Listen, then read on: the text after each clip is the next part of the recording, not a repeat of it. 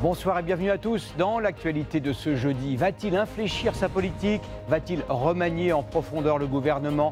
Va-t-il changer de Premier ministre? Dans une interview à la presse régionale, Emmanuel Macron n'exclut aucune hypothèse. Où en est précisément l'épidémie de coronavirus en France? Depuis le déconfinement, plus de 200 foyers ont été identifiés. La plupart des personnes contaminées n'ont aucun symptôme. Le nombre de malades en réanimation continue de baisser. La première vraie percée de la voiture électrique. Grâce aux bonus très généreux offerts par le gouvernement, les ventes ont enfin décollé au mois de juin. Est-ce une bonne affaire pour les acheteurs? Combien coûte le plein et l'entretien de la voiture? Notre enquête dans quelques minutes. Dans ce journal également, un reportage exceptionnel avec les grutiers et les ouvriers qui démontent les échafaudages de Notre-Dame. Un chantier très périlleux à 80 mètres du sol. Notre équipe était aux premières loges. Enfin, nous irons plonger au large de la Corse avec les raies Mobula. On les appelle les diables, mais elles sont inoffensives. Des scientifiques essaient de percer le secret de leur pérégrination sous-marine sur des milliers de kilomètres.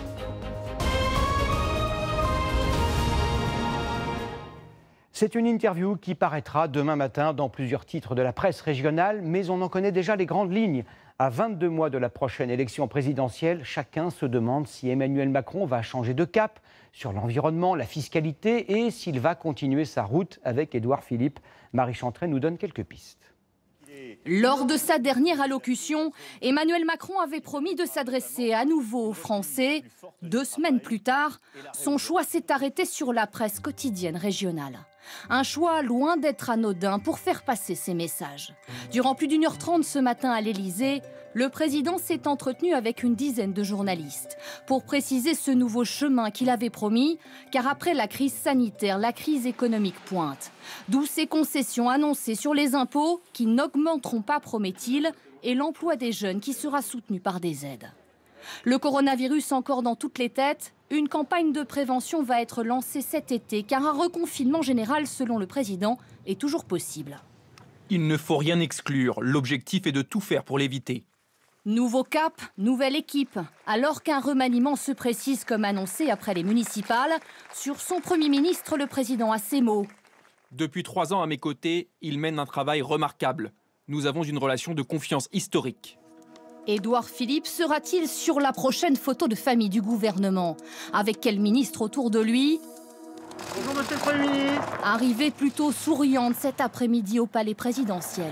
Les présidents des 3 assemblées remettaient leurs propositions pour la fin du quinquennat. Quelle sera la suite? Un conseil des ministres devrait se tenir demain. Le dernier peut-être avant un remaniement d'ampleur et sans doute une intervention d'Emmanuel Macron dans les tout prochains jours. Dans l'actualité de ce jeudi, il y a aussi ce nouveau foyer de contamination au coronavirus dans un abattoir à Laval. Sur 60 employés, 28, presque la moitié, ont été testés positifs, ce qui ne veut évidemment pas dire qu'ils soient hospitalisés. L'entreprise a été fermée pendant plusieurs jours. Reportage sur place, Guillaume Torel et Antoine Santos. L'abattoir à l'arrêt et son parking déserté. Lundi, 2 employés indiquent avoir été testés positifs au Covid-19 dans un centre de dépistage de la région. L'entreprise ferme partiellement et organise des tests. Sur 60 employés, 28 sont positifs. À quelques mètres seulement, ses habitants ne sont pas rassurés. C'est toujours angoissant, mais bon, de là, on ne va pas arrêter de vivre. C'est vrai que pour travailler dans ces abattoirs-là, les gens sont à touche-touche sur les chaînes d'abattage. Donc c'est pas surprenant. Impossible pour l'heure de déterminer les causes de ces contaminations. Sur l'ensemble des cas positifs, aucun ne nécessiterait pour le moment une prise en charge hospitalière. Depuis hier, l'abattoir a totalement cessé sa production et un protocole sanitaire est mis en place. Dans le centre-ville, ce n'est pourtant pas l'appréhension qui domine. Pas de peur, mais la vigilance, encore à avoir. Non, honnêtement, moi, ça ne m'inquiète pas. Je pense que si tout le monde fait attention, il n'y a pas de problème. 151 autres employés ont été testés cette semaine, sans résultat pour le moment. L'abattoir, lui, ne rouvrira pas avant lundi. Cela fait plusieurs semaines que le directeur général de la Santé, Jérôme Salomon, ne communique plus chaque soir en direct à la télévision le bilan de l'épidémie, qui est actuellement de 30 000 morts en France. 3 mois et demi après l'annonce des mesures de confinement, vous vous demandez sans doute ce qu'est réellement la situation sanitaire dans notre pays. Julien Roux et Agnès Kirali font le point grâce aux toutes dernières données disponibles. Le virus circule-t-il toujours? Oui, le virus est toujours là, comme nous le montre le nombre de nouveaux foyers épidémiques. 307 cas groupés depuis le 9 mai. On compte actuellement 126 foyers actifs sur l'ensemble du territoire. Les autorités sanitaires surveillent de près la Normandie, où le R0 s'élève à 1,72, ce qui veut dire qu'un malade peut contaminer quasiment 2 autres personnes. Où en sont les indicateurs? À l'exception de la Guyane et Mayotte, tous les indicateurs sont au vert. La situation est contrôlée selon le ministre de la Santé. 8148 personnes infectées par le coronavirus sont actuellement hospitalisées. Et le nombre de patients en réanimation poursuit sa baisse, entamée le 8 avril. Enfin, les interventions de SOS Médecins pour suspicion de Covid ne concernent que 3% de son activité. Il n'y a donc pas de signe de reprise de l'épidémie. Où en sont les tests de dépistage? Une vaste campagne va bientôt commencer dans 32 communes d'Île-de-France. 1,3 million de personnes vont recevoir des bons de l'assurance maladie pour faire un test gratuit.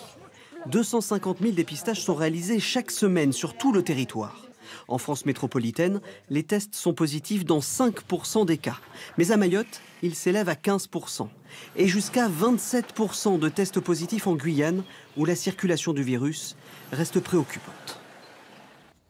Afin de mieux anticiper une éventuelle deuxième vague de l'épidémie, le gouvernement va recommander aux entreprises de constituer elles-mêmes 10 semaines de stock de masques pour protéger leurs salariés. Quel type de masque, avec quel argent et auprès de quel fournisseur? Thomas Jarion et Jean-Yves Chamblet. 260 masques jetables achetés 1 € pièce, c'est ce dont cette PME a besoin chaque jour pour fonctionner. Tu vérifies que les gars ont leur masque et puis nickel. Ici, on entretient et on loue du matériel de construction. Dans les entrepôts, le masque est obligatoire. Jusqu'à présent, le recours au masque, c'est environ 7 000 € de coût pour nous. Aujourd'hui, l'entreprise a 3 semaines de stock, pas plus. Des masques jetables, fabriqués en Chine. Ils sont plus simples à utiliser, pas besoin de les laver, et disponibles plus rapidement, d'après la direction. On vient d'en racheter 2000 et on les a demain ou après-demain, si je dis pas de bêtises. Arnaud a fait le calcul. Avoir 10 semaines de masques en stock coûterait 13 000 €. Ça peut nous faire reporter à un peu plus tard certains investissements ou à développer certains produits ou certains services un petit peu plus tard. Néanmoins, il en va de la sécurité de nos collaborateurs et sans collaborateurs, de toute façon, l'activité sera en péril. Dans cette autre entreprise, qui édite des logiciels, le stock de masques diminue beaucoup moins vite. Et pour cause, quasiment personne n'en porte. Avec 70% du personnel toujours en télétravail, il y a assez d'espace entre les salariés. Exactement. Le port du masque n'est pas obligatoire dès le moment où on peut respecter la règle de distanciation sociale. Côté stock, l'entreprise a encore 6 000 masques jetables fabriqués en Chine. De quoi fonctionner 15 semaines. Pour les prochains, nous, on veut du masque produit en France et on veut plutôt du masque réutilisable. Même si c'est un petit peu plus cher, parce que pour nous, c'est un budget qui est acceptable et nos salariés sont très sensibles à cette notion d'achat local et responsable. De quoi aider les entreprises françaises à écouler leur production de masques en tissu. Il y a un mois, 40 millions de masques made in France n'avaient toujours pas trouvé preneur. Vous le savez, c'est aux États-Unis que cette épidémie a fait le plus de morts, plus de 130 000 à ce jour. Le virus circule encore très activement dans plusieurs États, notamment en Californie, où le gouverneur vient de fermer à nouveau les restaurants, notamment à Los Angeles et dans la Silicon Valley, pour une période de 3 semaines minimum. 53 000 personnes ont été contaminées hier dans le pays, ce qui constitue un record. C'est l'un des premiers pays à affronter une deuxième vague de l'épidémie. Dans un premier temps, entre janvier et avril, la Corée du Sud a très bien maîtrisé la situation grâce à des mesures strictes de traçage et de tests. Mais depuis quelques semaines, les cas de contamination se multiplient, ce qui a amené le gouvernement à renforcer le dispositif sanitaire. Regardez ce reportage tourné à Séoul par Constantin Simon. Ils n'ont pas résisté à l'appel du soleil. Et tant pis pour la seconde vague. Quand on joue dans les vagues, on est proches les uns des autres et c'est difficile de maintenir une distance sociale. 2 mètres minimum entre chaque parasol, 1 mètre entre chaque plagiste. Des recommandations que les vacanciers ont du mal à respecter. Pendant les vacances, pour évacuer le stress, les gens vont venir à la plage. Il va y avoir de plus en plus de monde et le virus va se répandre. Je suis vraiment inquiet. Car la Corée du Sud, pays modèle dans sa lutte contre l'épidémie, n'a finalement pas réussi à vaincre le virus. Les Coréens n'ont jamais cessé de porter des masques. les autorités d'alerter la population. Mais la seconde vague, annoncée pour cet automne, est arrivée bien plus tôt que prévu. On nous avait dit qu'il y aurait une seconde vague, mais j'espérais que ça n'arriverait pas. On était sur le point de reprendre une vie normale, aller dans les marchés, rencontrer nos amis. Et pile, à ce moment-là, la situation redevient sérieuse. La réponse des autorités aujourd'hui n'a pas changé. Tester un maximum de gens et tracer les infections par tous les moyens possibles. Ça va faire un peu mal, désolé. La Corée du Sud a choisi de ne pas imposer de confinement obligatoire à sa population et de faire confiance aux gens. Une méthode qui avait fonctionné jusqu'aux vacances de printemps. Début mai, on n'avait que 2 ou 3 nouveaux cas par jour. On croyait que c'était quasiment fini. Mais lors des vacances en mai, les gens se sont mis à bouger. Ils ne sont pas partis à l'étranger, ils se sont déplacés dans le pays. Et il y a eu beaucoup de contacts. Trop de contacts aussi dans le monde de la nuit. Frappés par une vague d'infections en mai, les boîtes de nuit de Séoul ont dû fermer. Et dans 80 000 bars et karaokés, voici la dernière innovation. Pas d'entrée sans scanner un code barre sur son téléphone. En cas de contamination, il permettra de prévenir les clients. Les gens coopèrent, ils ne se plaignent pas. Parfois, certains me posent des questions sur le respect de leur vie privée. Peu critiqué, ce traçage numérique va être appliqué aux lieux de culte, cinéma, salles de sport, bibliothèques, même certaines écoles. Un pays entier bientôt fiché, avec des amendes pouvant aller jusqu'à 2 000 €. Pour limiter les contacts, ce bar a trouvé une autre solution. Des robots pour faire les gâteaux ou les cocktails. Les clients se sentent plus en sécurité. Avec le coronavirus, je crois que les robots et les humains vont devoir travailler plus ensemble. Avec 10 fois moins de nouvelles infections journalières qu'en France, cette seconde vague reste limitée. Elle prouve surtout qu'en l'absence d'un vaccin, aucun pays n'est à l'abri du virus. Nous vous en parlons souvent dans nos journaux. Le secteur de l'aéronautique traverse l'une des pires périodes de son histoire. Air France va supprimer 7 500 postes. Airbus, plus de 5 000, dont près de 400 à Saint-Nazaire, près de 500 à Nantes et 3 500 à Toulouse. Les liaisons entre Paris et Bordeaux pourraient aussi disparaître, car le gouvernement veut privilégier le train lorsque les trajets durent moins de 2h30. Avec quelles conséquences économiques sur place, notamment autour de l'aéroport de Bordeaux-Mérignac. Reportage Christophe Deveau, Nicolas Forestier et Hugo Dorsemène. La navette Orly-Bordeaux a disparu des écrans radars depuis le confinement. Et elle ne devrait pas reprendre du service. Avec ses 560 000 passagers en moins, c'est autant de taxes aéroportuaires qui s'envolent pour le gestionnaire de l'aéroport. Mais c'est aussi toute l'économie autour de l'aérogare qui va être touchée. Les chauffeurs de taxi, tout d'abord, qui perdent là un marché conséquent. La clientèle business, c'est vraiment le cœur de notre activité. Et c'est d'autant plus intéressant que c'est une activité qui se déroule toute l'année. Alors que le tourisme, c'est assez saisonnier. Les gérants d'hôtels ont également dû encaisser la nouvelle. À quelques centaines de mètres des pistes, cet établissement recevait régulièrement les équipages d'Air France. Pour nous, c'est un coup dur. La perte du personnel navigant, ça, on peut l'estimer. Effectivement, ça représente une 60aine de chambres par jour. À cela, il faut aussi ajouter les hommes d'affaires parisiens, 60 à 70% de la clientèle qui ne viendront plus dans l'hôtel. Et puis, juste derrière les pistes, on retrouve des fleurons de l'industrie aéronautique. Nous avons donné rendez-vous à un de ses dirigeants en provenance de Paris. Mais pour le retrouver, il faut se rendre à la gare de Bordeaux. Ouais, Philippe Rocher, ouais. Enchanté.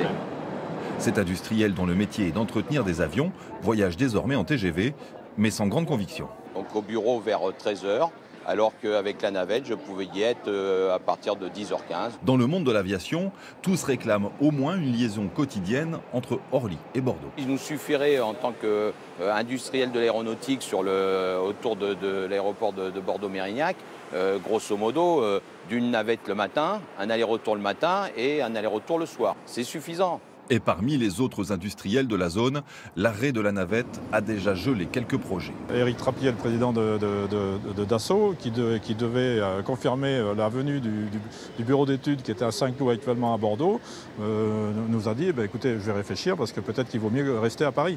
La navette Orly-Bordeaux était la deuxième ligne la plus fréquentée. Il va falloir trouver d'autres compagnies pour occuper ces créneaux, et cela dans un contexte morose pour l'aviation.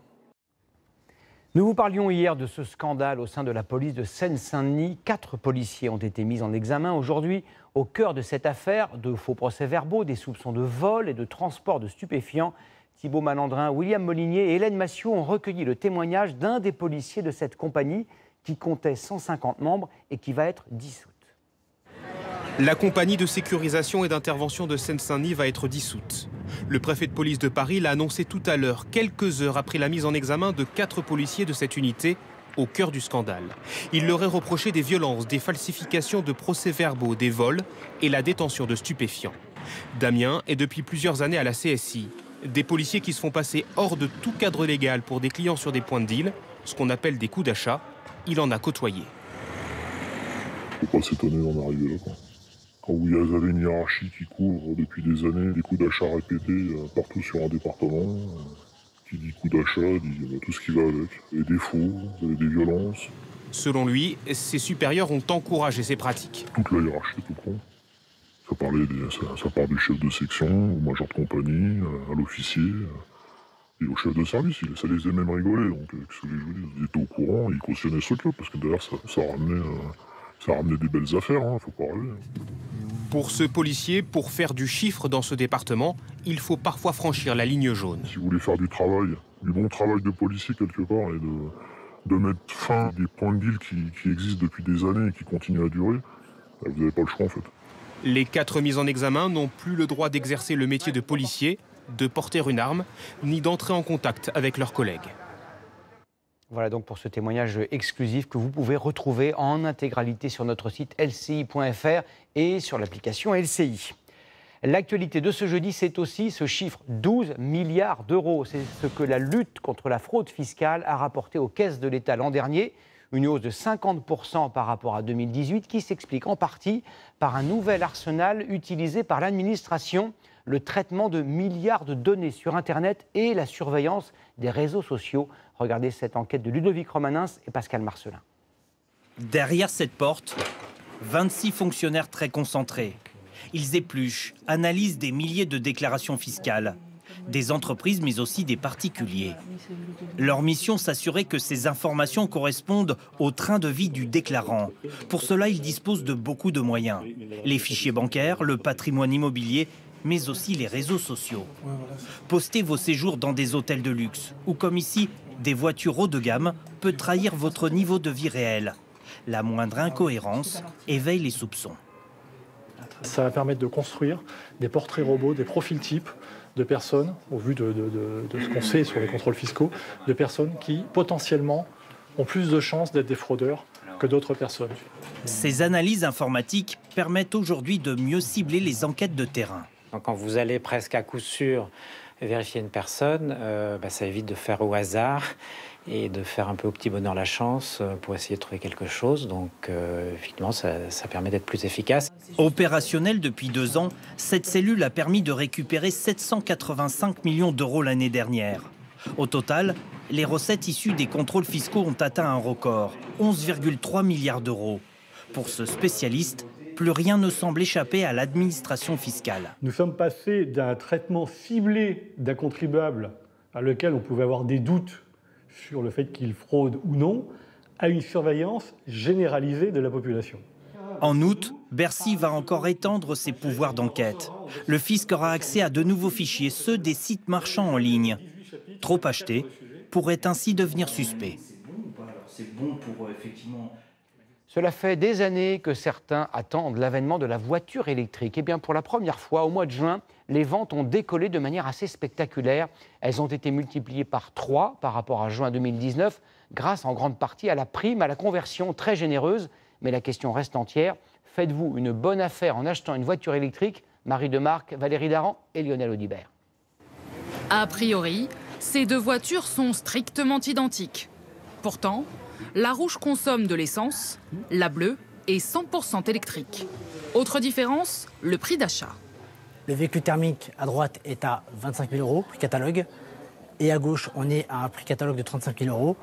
En déduisant le bonus écologique et une éventuelle prime à la conversion, on est quasiment identique. L'entretien de la voiture électrique, quant à lui, coûte 30% moins cher. Par rapport à un moteur thermique, on n'a pas le changement de filtre à huile, la vidange et les éventuelles révisions.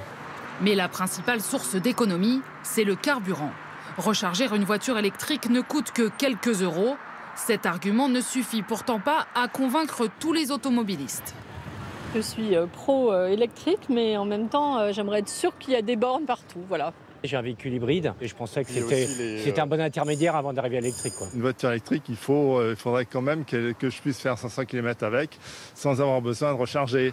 Multiplier les points de branchement et recharger plus rapidement, un enjeu crucial pour garantir le développement du tout électrique. Car pour rentabiliser son achat, surtout si vous n'aviez pas de prime, il faut rouler beaucoup. Si on fait un tout petit roulage en ville, on n'amortira pas le coût. En revanche, contrairement aux idées reçues, une personne qui vit à la campagne, qui d'abord va avoir un accès à la prise plus simple, parce qu'on a plus d'habitat individuel, donc on aura plus souvent la prise à la maison. Et à partir du moment où on fait les fameux 40-50 km tous les jours, on aura un intérêt économique à rouler en électrique. Dans les années à venir, le prix des véhicules électriques neufs devrait même baisser avec la multiplication des modèles disponibles sur le marché. La compétition entre constructeurs automobiles est désormais bien enclenchée. J-2 avant les vacances d'été, pour certains en tout cas, cette année ne ressemblera à aucune autre. La SNCF, par exemple, s'attend à transporter 20% de clients en moins.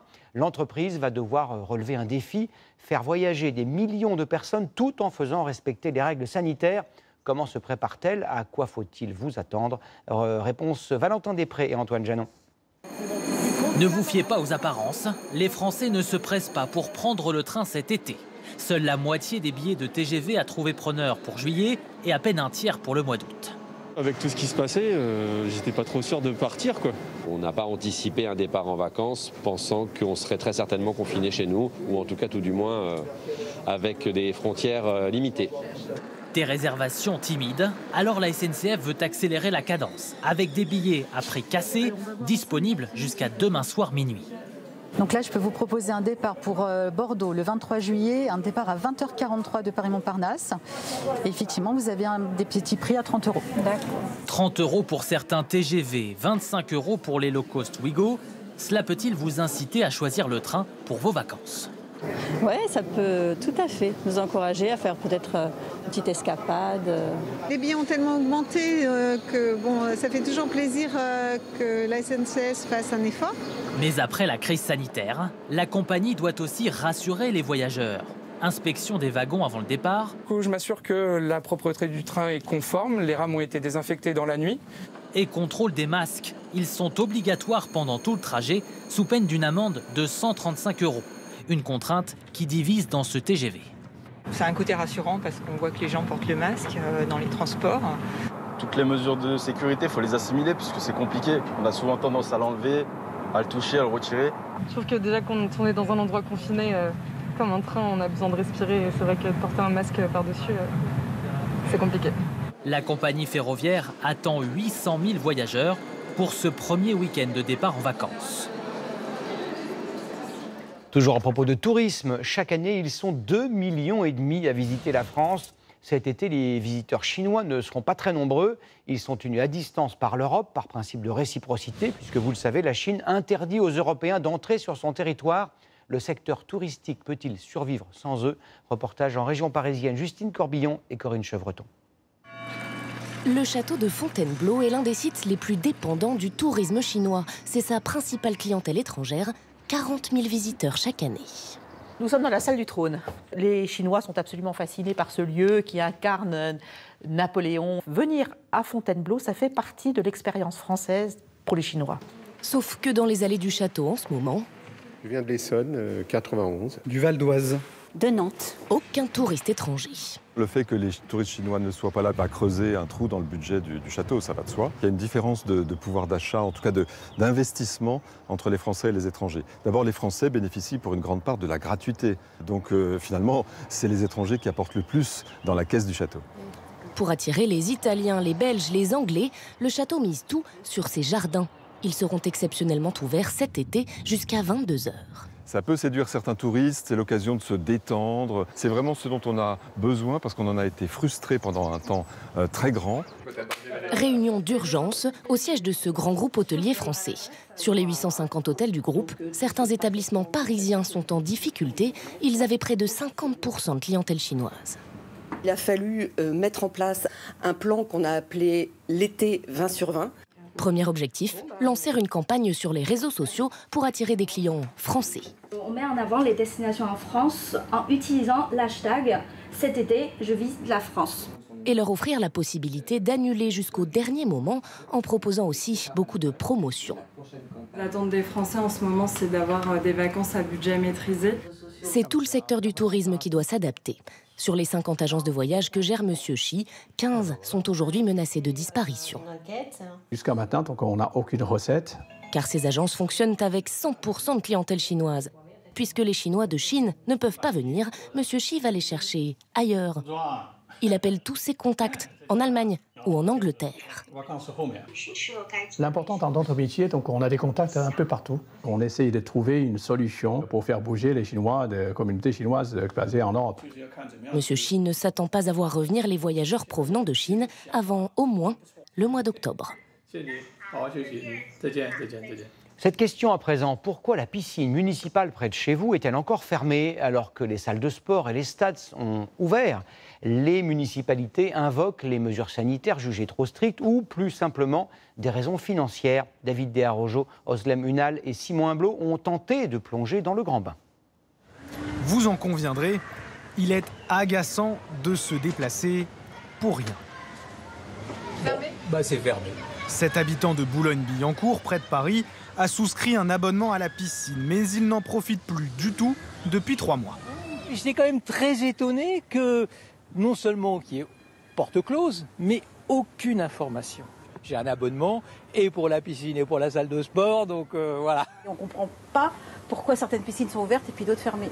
Certains établissements se laissent du temps pour répondre aux exigences sanitaires. D'autres ont choisi de rester fermés. L'entretien coûte cher aux collectivités et donc aux administrés. À Saint-Cloud, par exemple, les bassins peuvent accueillir près de 500 baigneurs, mais ils resteront vides tout l'été. Là, actuellement, si on mettait en place le protocole, on aurait 30 personnes qui seraient obligées de pré-réserver, qui seraient obligées d'avoir des créneaux d'1h30. Après, il faudrait garder 1 heure de désinfection totale de tout l'équipement. C'était trop compliqué à mettre en œuvre. Trop de contraintes par rapport à si peu de personnes. Il faudrait aussi contrôler la qualité de l'eau et attendre le feu vert des autorités de santé. Impossible de connaître le nombre précis de piscines ouvertes ou fermées, mais selon le ministère des Sports, 75% des gestionnaires prévoyaient d'ouvrir avant la fin juin. Les 25% restants dans le courant du mois de juillet. À Évry, on peut déjà se détendre en brasse coulée. Je suis très contente. C'est bien organisé, voilà. Mais seulement après un parcours du combattant. Masque obligatoire dans les files d'attente, mètre de distance à respecter, casier condamné. Il faut même réserver son créneau à l'aide d'un logiciel. Nadine, combien de personnes ce soir? Ce soir, 12 personnes. On ne peut pas accueillir plein de monde en même temps. Il faut absolument qu'on contrôle le flux. Donc là, en l'occurrence, c'est 6 personnes par quart d'heure. Et ils restent dans l'établissement pendant 1 heure. Et même une fois dans l'eau... On est passé de lignes de 2,50 m à 4 mètres de large, avec une ligne intermédiaire au milieu, qui permet de tourner pour éviter que les gens se croisent. Encore faut-il que tout le monde respecte les règles. À la veille des vacances, de la plage, des baignades, les règles de prudence sanitaire posent des problèmes très pratiques. Celui-ci, par exemple, l'usage du gel hydroalcoolique pour se désinfecter les mains qui sont ensuite exposées au soleil. Cela arrive fréquemment sur les lieux de vacances. Les mains sont-elles fragilisées? Y a-t-il des risques de brûlure? Christine Chapelle et Karine Bétain. Ce sont les dermatologues espagnols qui ont les premiers lancé l'alerte. Le gel hydroalcoolique, utilisé au soleil, provoquerait des brûlures de la peau. Leurs homologues français sont eux moins alarmistes. Les gels classiques ne provoqueraient aucune brûlure. Les seuls qui peuvent entraîner des réactions sont les gels parfumés ou fabriqués maison avec ajout d'huiles essentielles. Si vous utilisez un gel très parfumé, le parfum peut laisser une pigmentation sur la peau. Tous les autres composants utilisés pour les gels hydroalcooliques ne sont ni photosensibilisants, ni phototoxiques et ne présentent donc aucun risque lors de l'exposition au soleil. Si gel et soleil peuvent donc faire bon ménage, il existe toutefois un mariage à éviter, le gel et l'eau. Car certains d'entre eux contiennent un composé chimique, le peroxyde d'hydrogène. Ce dernier, mélangé à de l'eau, crée de l'eau oxygénée. Il peut y avoir des sensations de brûlure légère, mais il faut quand même être vigilant parce que sur une peau un peu lésée de base aussi ou abîmée, ça pourrait provoquer un peu plus de dégâts. De plus, dilué dans l'eau, le gel perd toutes ses vertus bactéricides. Mieux vaut donc éviter de s'en badigeonner avant ou après la baignade. Sur la plage, préférez la crème solaire. Comme chaque soir, c'est l'heure de répondre aux très nombreuses questions que vous nous posez. Bonsoir Garance Pardigon. Bonsoir Gilles. Cette question, pour commencer, les consommations au bar ou au comptoir sont-elles autorisées? Pas comme on l'imagine, en tout cas debout, agglutiné avec ses amis ou ses voisins, bref, tout ce qui fait le charme du comptoir, et bien tout ça, ce n'est pas possible avec le Covid-19. Pour prendre un petit café en vitesse le matin, par exemple, vous allez devoir vous asseoir impérativement et garder 1 mètre de distance avec vos voisins, mais aussi avec le serveur. Sinon, tenez-vous bien, le zinc doit être équipé d'un plexiglas. Ah oui, ça c'est assez nouveau. Autre question, Garance, quelles précautions faut-il prendre lorsqu'on achète des produits en vrac pour éviter les contaminations? Les mêmes que lorsque vous faites des achats classiques, il n'y a pas besoin de précautions supplémentaires. Il faut porter un masque et vous désinfecter les mains impérativement avant et après manipulation. Alors, c'est vrai qu'avec le vrac, on touche plus de choses. Les pelles pour se servir, les couvercles. Sachez que tout ça est méticuleusement désinfecté régulièrement. En revanche, si vous venez avec vos sachets ou bocaux, là, vous serez responsable de leur propreté. Enfin, cette question, peut-on faire du télétravail pendant une période d'essai? Ça concerne beaucoup de jeunes notamment. Oui, en fait, le télétravail, c'est du temps de travail effectif. Vous pouvez tout à fait passer l'intégralité de votre période d'essai à distance. Ça comptera comme si vous étiez physiquement dans l'entreprise. Pour autant, ce sera peut-être plus difficile pour vous de faire vos preuves, de vous intégrer dans l'équipe. Et à la fin, la règle sera la même. L'employeur est libre de vous garder ou non. Il peut renoncer à vous embaucher. Bon, nous, Gilles, on a encore du pain sur la planche. Alors, vous pouvez continuer à nous envoyer vos questions à l'adresse qui s'affiche.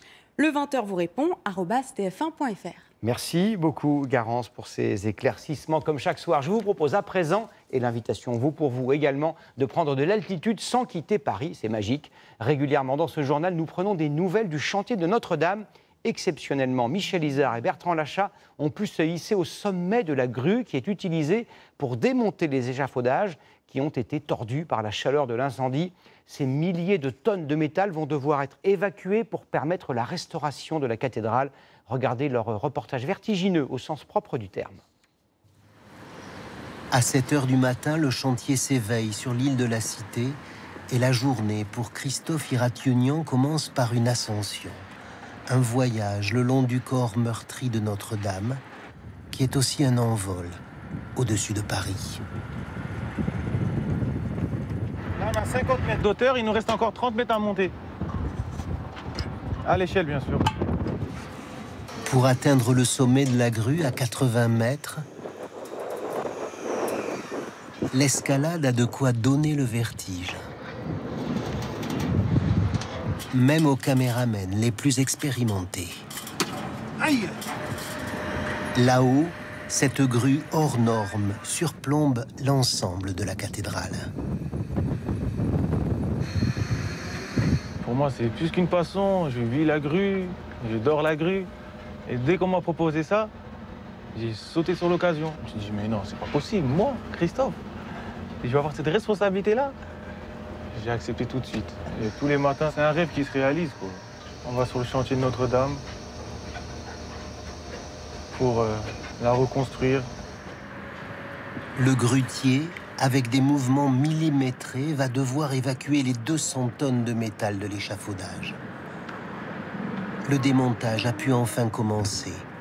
Il se déroule selon un plan très rigoureux pour ne créer aucun déséquilibre qui pourrait entraîner des chutes et fragiliser l'édifice.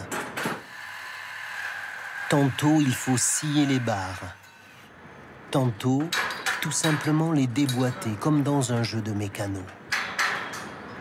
Là, il était temps. Et ça fait 1 an qu'on attend pour le démonter. Avant qu'on le renforce, il y a eu quand même des journées avec du vent. Voilà.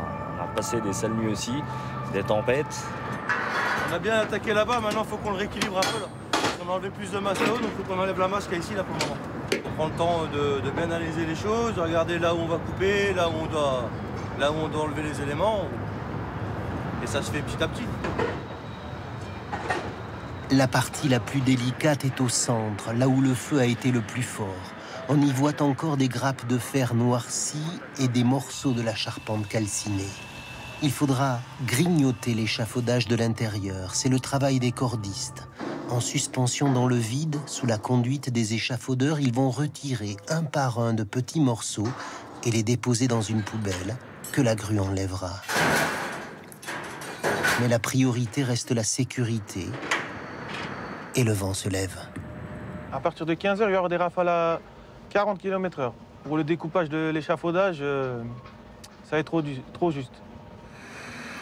Et voici un exemple concret des difficultés de ce chantier. Un petit peu trop de vent cet après-midi sur Paris, malgré un très beau temps. Et le démontage de l'échafaudage est interrompu pour quelques heures. En bas, pas d'arrêt. Il faut conditionner les déchets pollués par le plomb. Ils seront enfouis. Le brumisateur nous permet d'éviter que la poussière de plomb se propage dans l'air. Voilà pourquoi on arrose en permanence. Attention, gargouille. Dès que la météo est favorable, l'activité en hauteur reprend, sous le regard du général Georgelin qui dirige le projet de restauration. Heureusement que c'est bien reparti. On n'a pas de temps à perdre.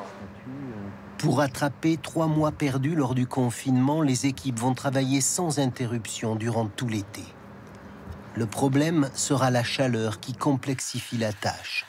Plus de 30 degrés ce jour-là. Bravo! Voilà, un élément démonté.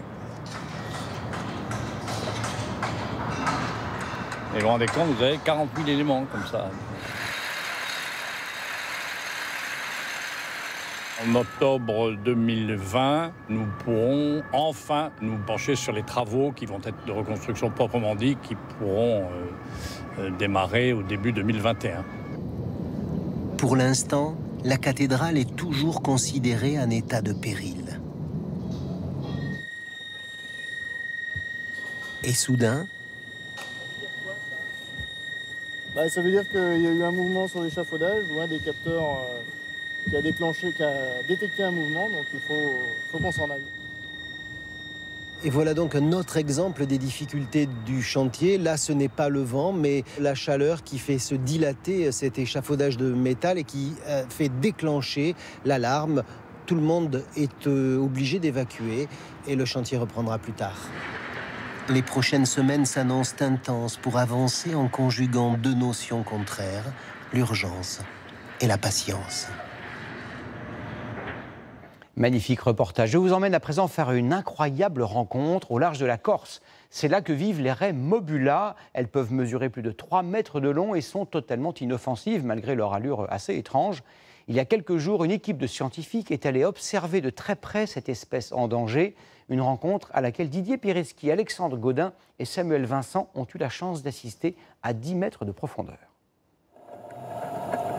À la voir danser, on se dit qu'elle ne mérite pas son surnom.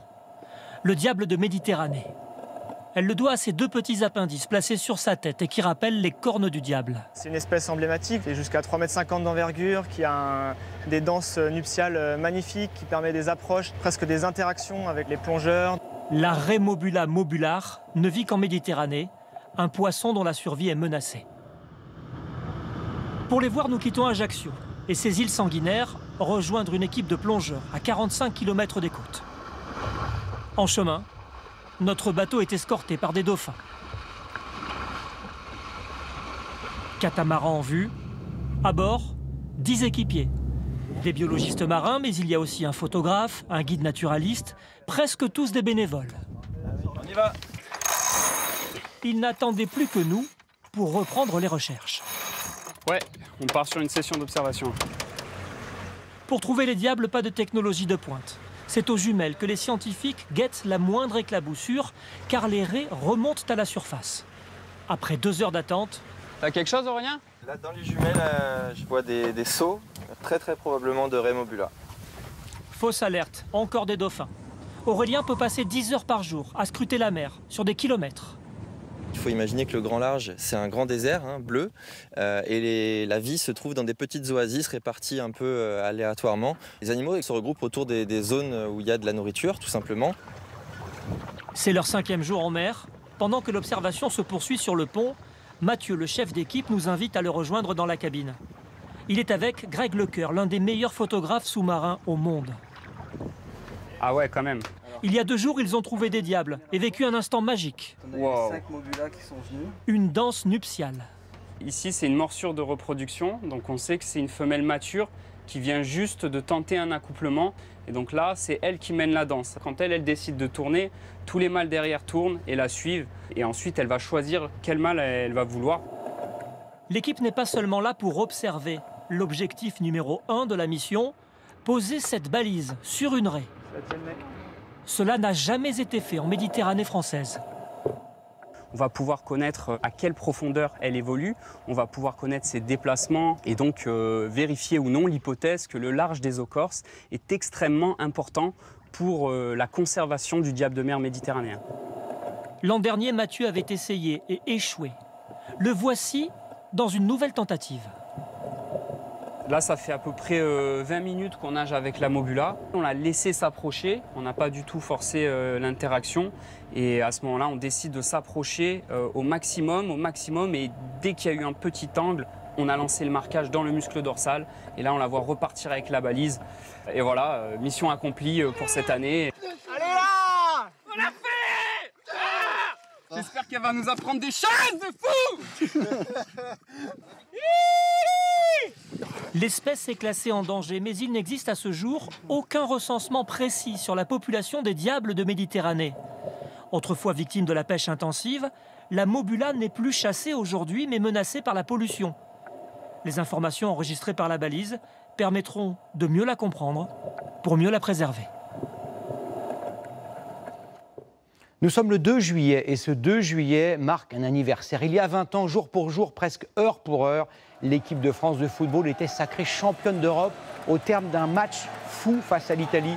On se souvient de ce scénario hitchcockien. Les Italiens menaient 1-0 à 40 secondes de la fin du match. Le banc italien était levé, certain d'avoir la victoire en poche. Et puis, à la 94e minute, ce but de Sylvain Wiltord et la prolongation. Nouveau but français, un but en or signé David Trezeguet à la 103e minute. Pour la première fois dans l'histoire, une équipe championne du monde devenait dans la foulée championne d'Europe. Et c'était hier en quelque sorte. Voilà pour cette liesse. Regardez, écoutez les Champs-Élysées, les klaxons, cette magnifique génération. Sur LCI, Marie-Aline Méli reviendra non pas sur le football, mais sur les dernières informations concernant le remaniement imminent dans le grand journal du soir. Rendez-vous à 23 h, Canal 26. Sur TF1, dans un instant, la météo encore très estivale d'Evelyne Delia, puis Nicolas Canteloup et Alessandra Sublet, suivi de Taxi 3, de plus en plus rapide et de moins en moins respectueux du code. Demain à 13 h, Jean-Pierre Pernaut, Anne-Claire Coudray à 19 h 45 pour le point sur l'actualité et à 20 h pour le journal. Je vous retrouve lundi avec grand plaisir. Merci de votre fidélité. Vive le football. Excellente soirée à tous.